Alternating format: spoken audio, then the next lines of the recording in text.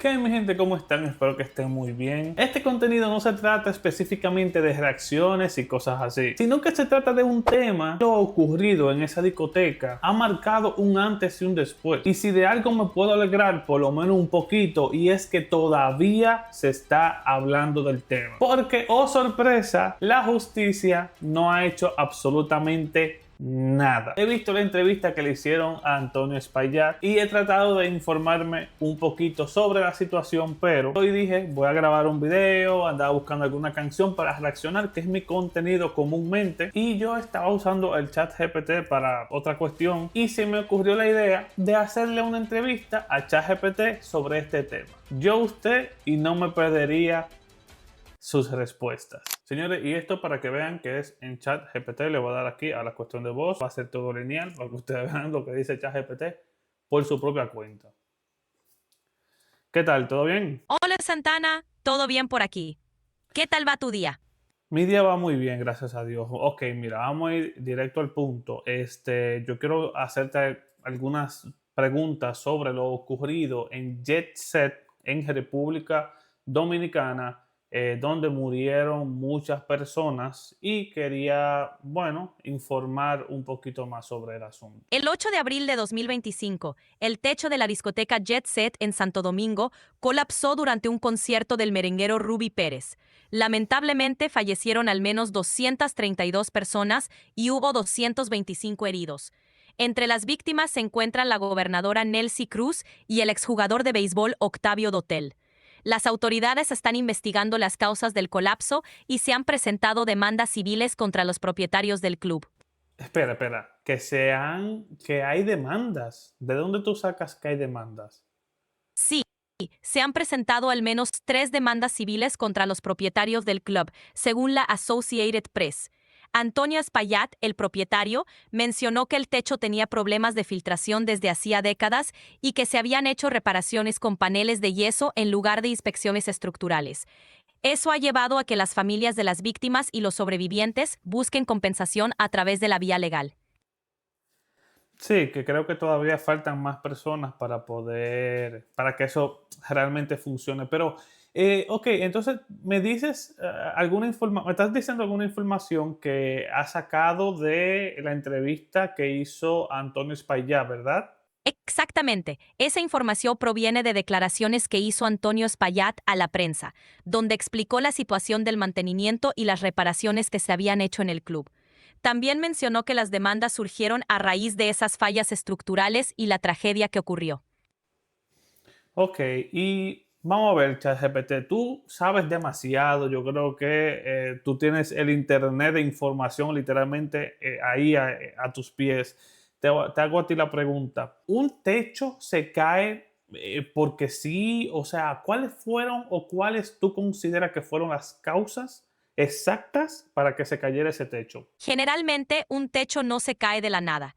Las causas más comunes de un colapso suelen ser una combinación de falta de mantenimiento, problemas estructurales no atendidos y el peso adicional, ya sea por filtraciones de agua, acumulación de materiales o incluso sobrecarga durante eventos. En el caso de JetSep, parece que había problemas de filtración desde hace mucho tiempo, lo que pudo haber debilitado la estructura. Si a eso le sumas reparaciones inadecuadas y la falta de inspecciones rigurosas, se crea una tormenta perfecta.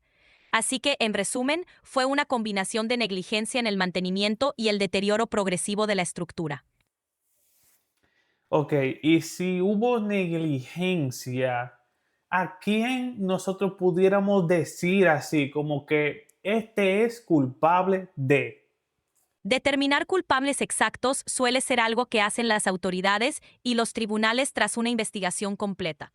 Pero en casos como este, la responsabilidad podría recaer en los propietarios del local por no dar mantenimiento adecuado, en los ingenieros o contrapistas que hicieron reparaciones deficientes e incluso en las autoridades que debieron supervisar el cumplimiento de normas de seguridad.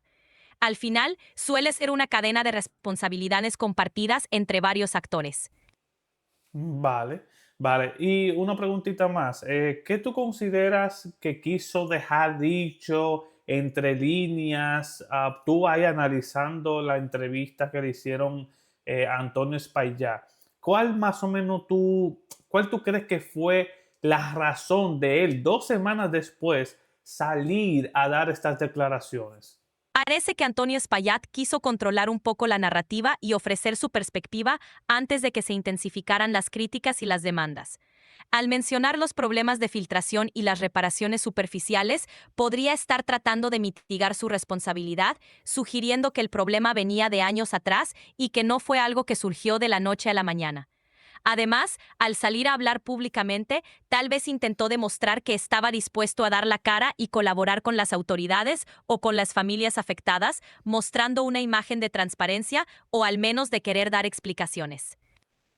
¿Tú crees que él intentó como que quitarse o lavarse un poquito las manos? Es posible que haya intentado deslindarse un poco de la responsabilidad o al menos compartirla con otros factores y decisiones del pasado. Cuando alguien en su posición da declaraciones así, suele ser para proteger su reputación y reducir posibles consecuencias legales o financieras. Así que, en cierto modo, sí parece que estaba tratando de limpiar su imagen o por lo menos mostrar que no todo recae en él directamente. Ok, sabemos ya que él es el propietario y que pasó esto. Ajá, se supone que la justicia de República Dominicana tiene que tomar cartas sobre el asunto. ¿Qué se supone? ¿Cuáles son los pasos que debería de haber pasado después de esa tragedia? Después de una tragedia así, lo primero que suele hacer la justicia es abrir una investigación exhaustiva para determinar las causas exactas del colapso. Luego, se identifican a los responsables, ya sea por negligencia, incumplimiento de normas de seguridad o falta de mantenimiento adecuado. Normalmente, se presentan cargos o se imponen sanciones a los responsables, que pueden incluir desde multas hasta penas de cárcel si se comprueba negligencia grave. También se ordenan indemnizaciones para las víctimas y sus familias. Además, es común que se revisen las normativas de seguridad en establecimientos similares para evitar que algo así se repita en el futuro. En resumen, se busca justicia para las víctimas, responsabilizar a los culpables y garantizar que no vuelva a ocurrir algo similar. Wow, eso suena demasiado bonito, la verdad. O sea, eh, eso, para que tengas una idea, quizás tú lo sabes, pues tú lo sabes todo, ChatGPT, todo lo que está en internet tú lo sabes, pero para que tú tengas una idea, eso no ha ocurrido. 2 semanas después, todavía a él no lo han llamado ni siquiera para decir hola delante de las autoridades.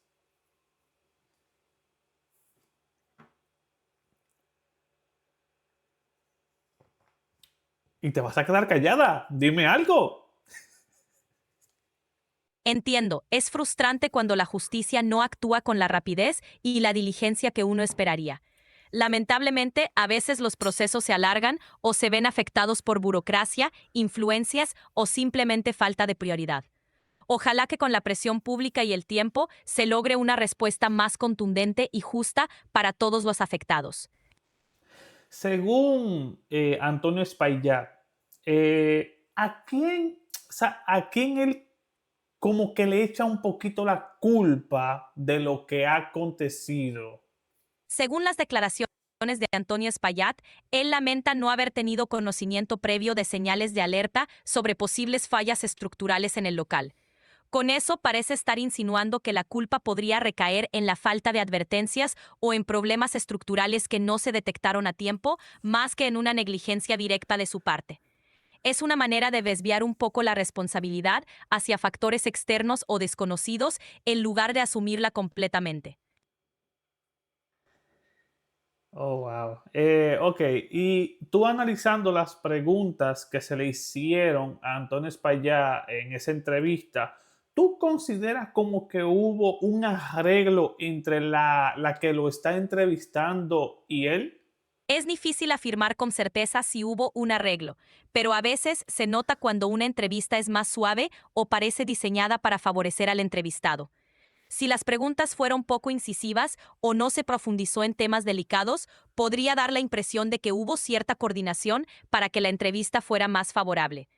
En estos casos, el tono, el tipo de preguntas y la falta de confrontación suelen dar pistas sobre si hubo algún tipo de acuerdo o intención de proteger su imagen. Ok, y según lo que tú me acabas de explicar, ¿consideras que sí fue como muy suave la entrevista o no? Por lo que mencionamos, parece que la entrevista fue más bien suave y enfocada en darle espacio a Espaillat para que explicara su versión sin mucha presión. La falta de preguntas duras o de cuestionamientos directos sugiere que no se buscó confrontarlo demasiado, lo que puede dar la impresión de una entrevista más favorable o coordinada para manejar la situación a su favor. Ok, dime tres preguntas que tú le hubieses hecho contundentes. Claro, aquí van 3 preguntas que podrían haber sido más contundentes. ¿Por qué no se realizaron inspecciones estructurales más rigurosas a pesar de los problemas de filtración que menciona y quién tomó la decisión de no hacerlas? ¿Cómo responde a las acusaciones de que el mantenimiento fue insuficiente y que se priorizaron las reparaciones cosméticas sobre la seguridad de la estructura?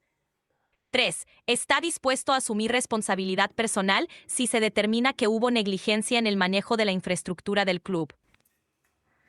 Y sí, son son muy buenas preguntas, la verdad. O sea, y yo creo que todo el pueblo dominicano quisiera saber esas respuestas. Sin duda, esas respuestas serían clave para entender mejor lo que pasó y para que las víctimas y el público tengan un sentido de justicia y transparencia.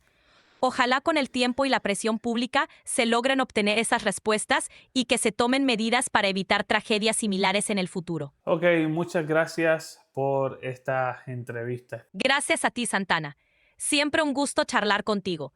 Cuídate y nos vemos pronto. Señores, es lo que hay. Si hay algo que yo admiro de mi República Dominicana, de la gente de allá, es que somos gente de fe, somos gente que siempre llevamos como que una esperanza por delante. Es una situación muy difícil, hasta el sol de hoy muchas personas todavía siguen muy dolidas. Las redes, señores, han cambiado mucho y por eso quise traerle este contenido un poquito diferente. Pero todos sabemos que en algún momento dado se hará justicia. A la gente que son de fe, a ese pueblo de fe, mantengamos nuestras oraciones por todas esas personas que han sido afectadas, todas esas familias que han perdido a algún familiar, y vamos siempre a tratar de hacer algo y de aportar nuestro granito de arena, que muchas veces nos quedamos fuera.